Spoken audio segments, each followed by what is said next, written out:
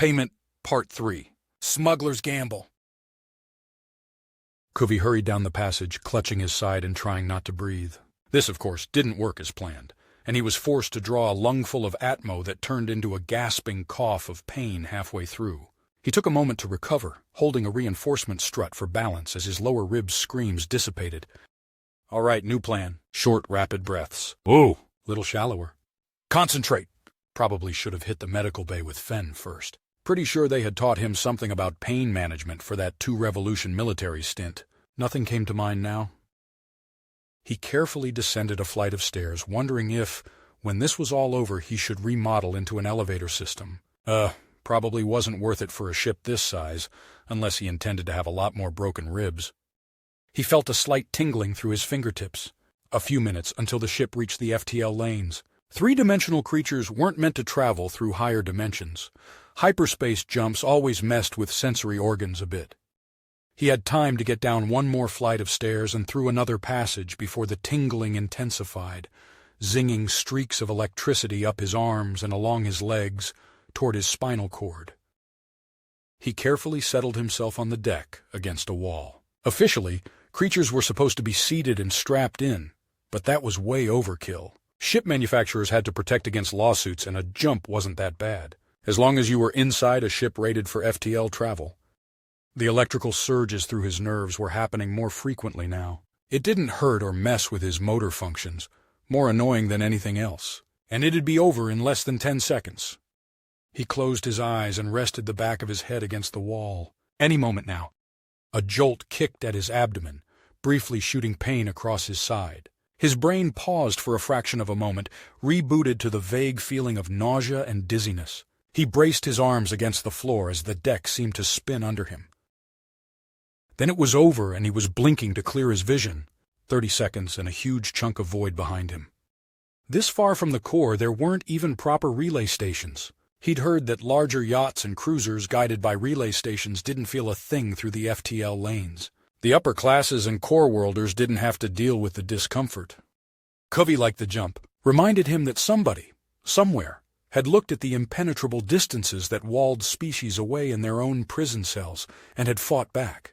Not with weapons, but with math and chemistry and physics. Broke out of their cell by interrogating the sciences until the void had given up her secrets, and the vast distances were just another conquered obstacle on the flight plan into the stars. Wow, he needed to focus. This deep in the bowels of his ship, the only light came from small bulbs placed about every 5 meters, leaving patches of darkness between them. It didn't bother Covey. He knew his ship in the pitch black of engine failure. Finally, one more blast door to haul open, protesting on unused hinges. There, standing like a silent monolith in the darkness of the lower bays, the emergency life support power systems. It worked and worked well. But it was actually far less powerful than it appeared. The massive block had been gutted and refitted with a much less impressive system, leaving plenty of extra space to store other things. However, it still looked perfect from the outside, and more importantly, the core reactor still appeared fully functional. Without proper dry dock, no tariff agent or border patrol would willingly open a live core. Covey began to open the live core, which was actually decidedly not live. The complicated system of releases and catches ensured that none would unwittingly stumble upon his real cargo. It took Covey some moments to get the hatches open. His ship was riddled with nooks and crannies, passageways, hatches, and false walls or floors that didn't appear on the manufacturer's construction plans. But this was his favorite hidey hole. This is where the real profit traveled, not the tax evasion cargo that covered basic expenses. He dragged out 2 cases of his haul, groaning as their weight strained his frame. The profit he would have made on this trip. He let the cases clatter to the deck, slamming shut again the dead core. He fumbled through his pocket, slumping against the backup system's casing. Although he and Fenn could speak a little of the Desreti tongue, it had taken them some time to decipher how the mics functioned and isolated them onto their own channel. Not that the Desreti would have time to notice while getting a beat down from the shriek. He clicked the mic on, whispering a cautious, "Check?" A moment of silence before Mavic's voice came through the tiny speaker. "Yeah, boss, got the engine room locked down." "Holding course?" "One more jump to alien void space." "Perfect. Covey stumbled to his feet, hissing against the pain. Got your end done? Covey felt his head spikes rise slightly. Almost. Still fighting? Nah, it's gone quiet. Shrike must have killed the Disretti. Override the flight plan? Yeah, boss. Bridge can't change it even if they wanted to. Covey felt a grim pleasure. Good, get back to the passenger quarters with the others. I better get this stuff planted then. It took a long time for Covey to work his way to the cargo bay, constantly stopping to listen or check for thermals. If he was caught now, he couldn't even run. The ship was eerily quiet. The vibrations for the inner workings seemed muted and the lights dimmer. Even Covey felt the unease beginning to curl around his belly in the deserted hallways. He spent a long time hiding in the shadows near the entrance to the cargo hold, letting his eyes dart around the large storage room, alert for any movement or unnatural objects, examining carefully for the thermal signatures that signaled life.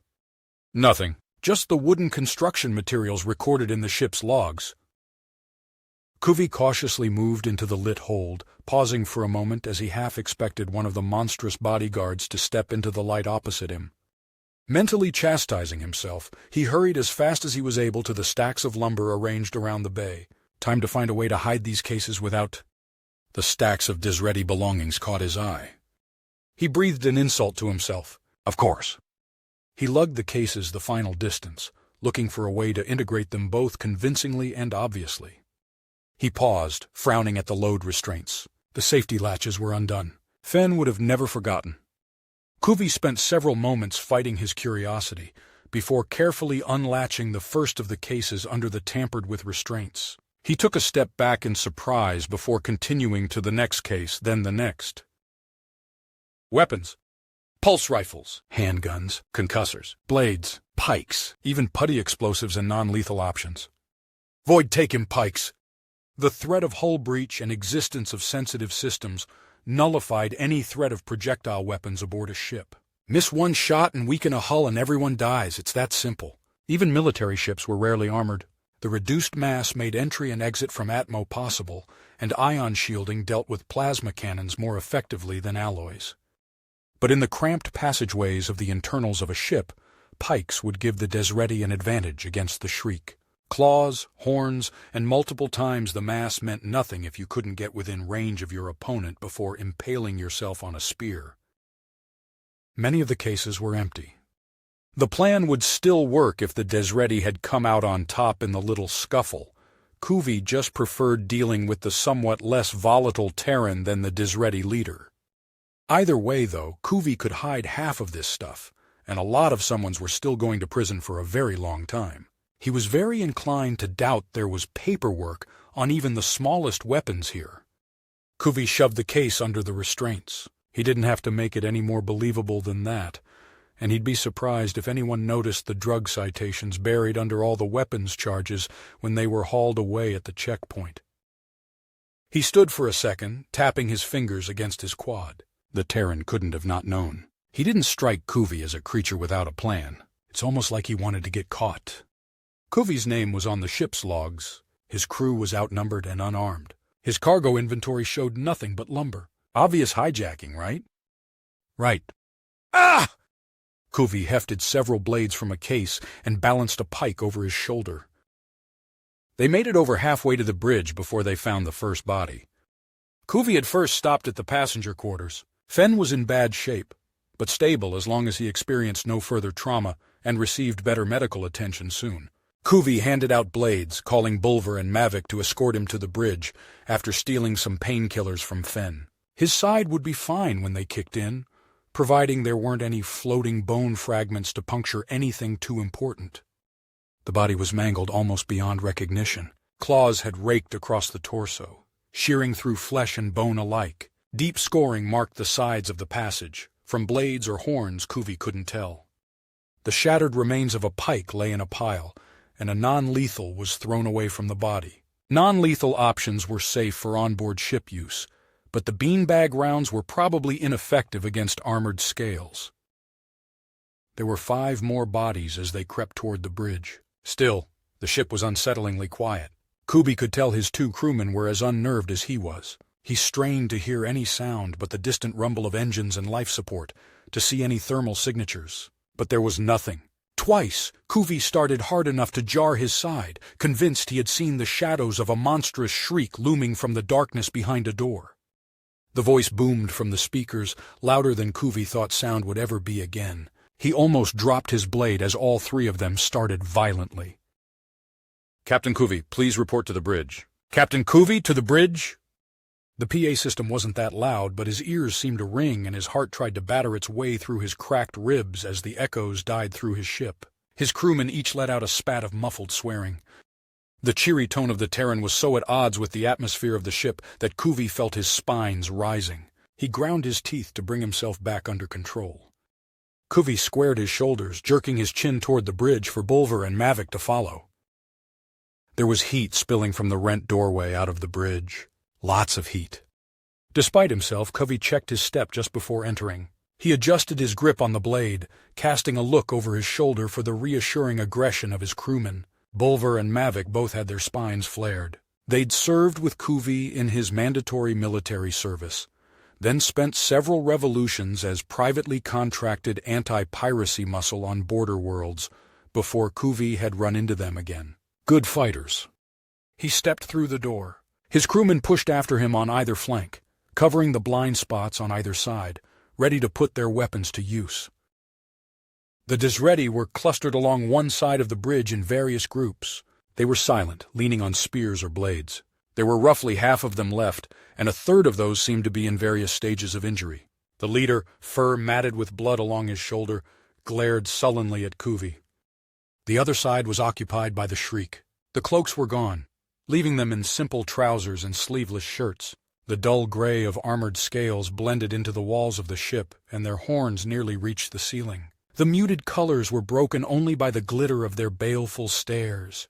The younger, smaller one, Kuvi judged based on less of the lighter scars crisscrossing his scales, let one arm dangle limply, the broken shaft of a pike still lodged in his shoulder. Despite the injury and the fact that he held a blade, when the Shriek shifted forward, Kuvi backed away half a step in spite of himself.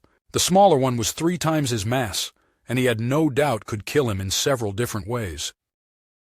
It took mere moments for Kuvi to absorb this info, before his attention focused on the Terran, turning to face him from where he was gazing out the panels of synthoglass. "Hello, Captain."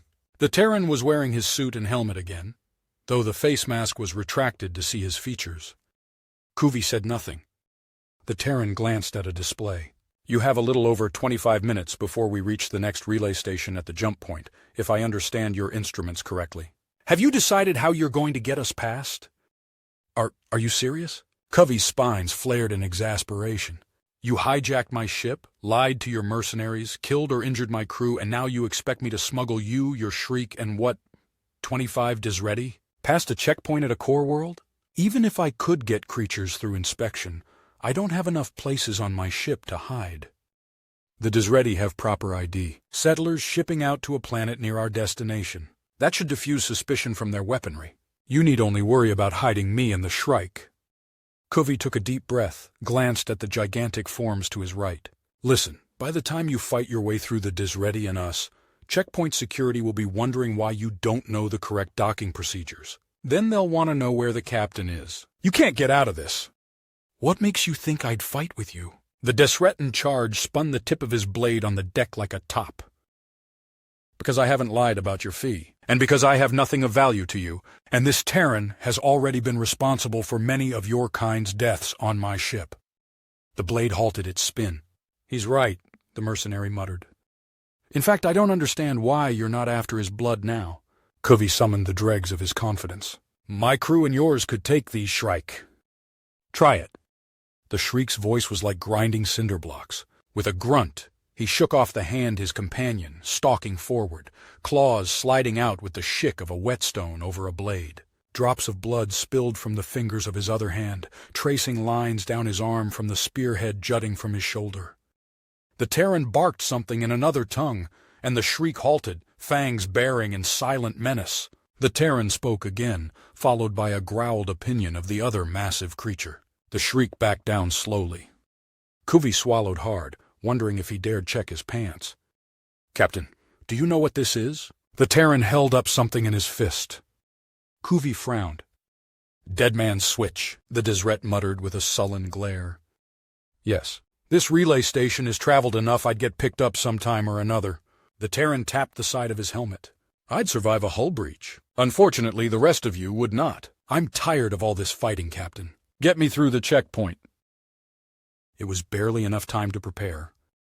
The cargo was stored.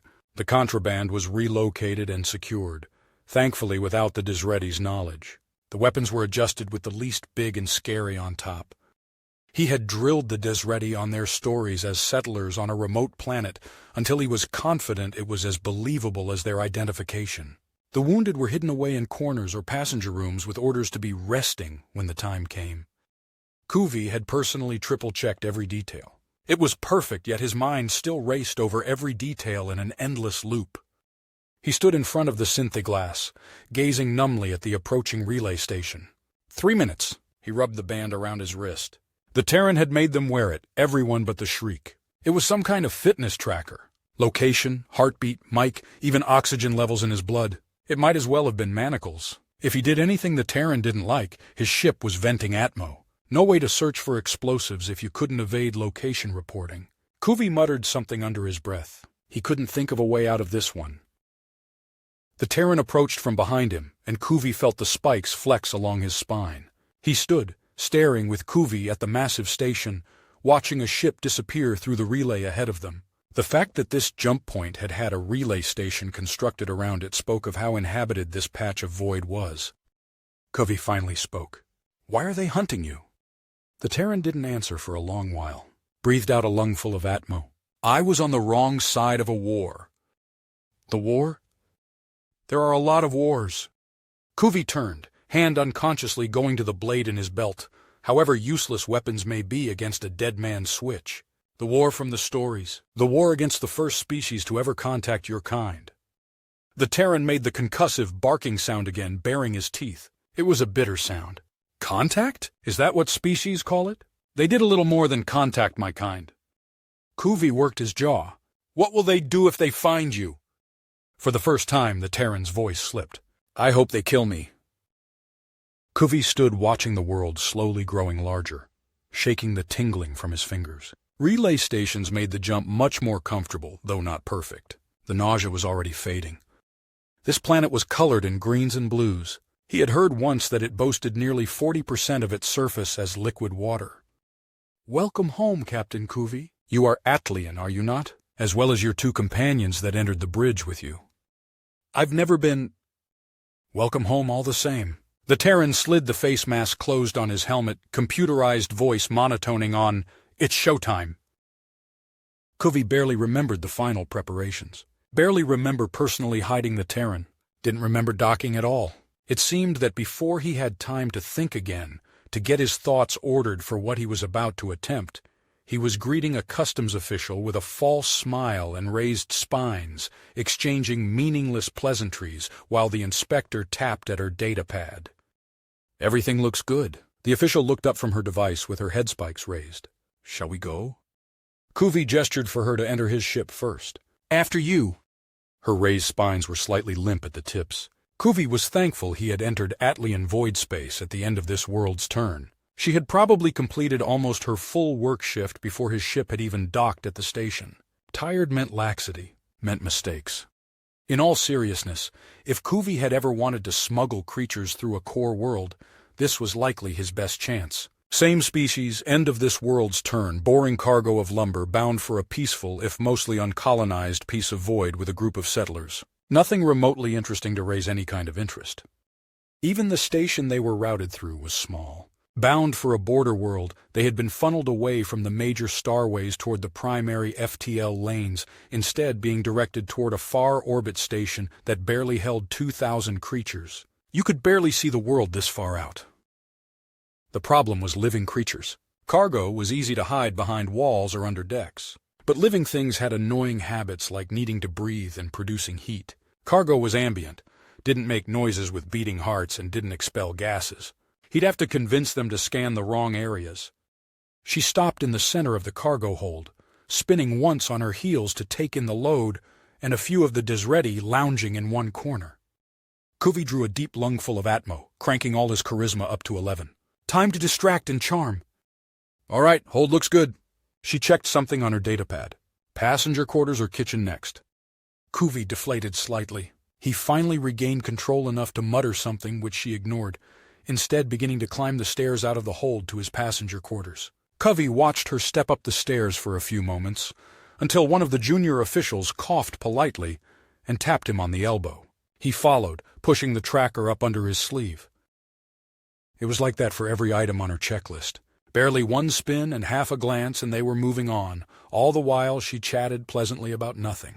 A new bar in her home district, some exotic food another cargo hauler had shipped through, stuff about this world's fashion he didn't understand or care about. It was almost enjoyable. I have auxiliary and then the bridge and you're good to go. Kuvi raised his head spikes in acknowledgement, directing her toward the backup systems. So anyway, I should be hearing in the next couple turns whether I get the transfer or not. Close orbit would mean on-world more. Her spikes moved in a wave down her spine. And I heard from a friend of a friend she's on that station that there are cuter males there, but I'm not so sure. Kuvi caught the look she snuck at him. There was no way. He saw the emergency power systems for the second time that turn, brightly lit this time as he had brightened the bulbs. Her uninterested glance swept the room. She touched a few items on her pad, turned to leave with a pleasant movement of her head spikes. Just the... Kuvi froze as thudding came from the emergency life support chassis, the hollow boom of a boot hitting metal. She opened her mouth to speak. The dull blow came again. She took a step backwards. What's going on? In a numb haze, Kuvi watched the junior officers rush in, until he was opening the fake core with multiple stun guns trained on him.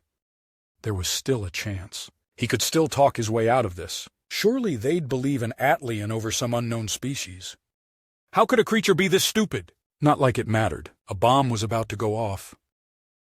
The Terran was bleeding from a cut over his eye. His hands were cuffed behind his back with plastic ties. He was awkwardly crammed into the tight space. Kuvi stared incredulously until he was dragged backwards and forced to his knees. Someone cut the gag away from the Terran's face. His tone was pitiful, pleading. Thank you! Thank you. I thought I'd be sold to a fringe world. Kuvi's insides went cold. The docking supervisor didn't look up as some creature approached his desk. A ship had somehow disappeared between its last trajectory adjustment and docking. No doubt some newbie had forgotten to push the big flashing docking complete button. I need to find a ship. He answered the translated voice with a shrug of his spines, composing a message on his comm for another supervisor. Some newbie needed to be yelled at. Metal and plastic data chips spilled onto his desk. Untraceable once you scrub the charges. He stopped typing on his comm, looked up into the darkness under a hood. He stood slowly. Did you just try to bribe me? I did. My government doesn't take kindly to... A hand wrapped slim fingers around his comm, twisted it effortlessly from his grasp. Armored spikes jutted a few centimeters from 5 knuckles, melding into twin alloy rods that ran up the outside of the forearm to disappear into the shadows of a cloak. Metal and machine articulated silently over the creature's joints as it carefully placed the comm on the desk. The computerized voice came again from under the hood. My government doesn't officially approve of what I'm doing here either.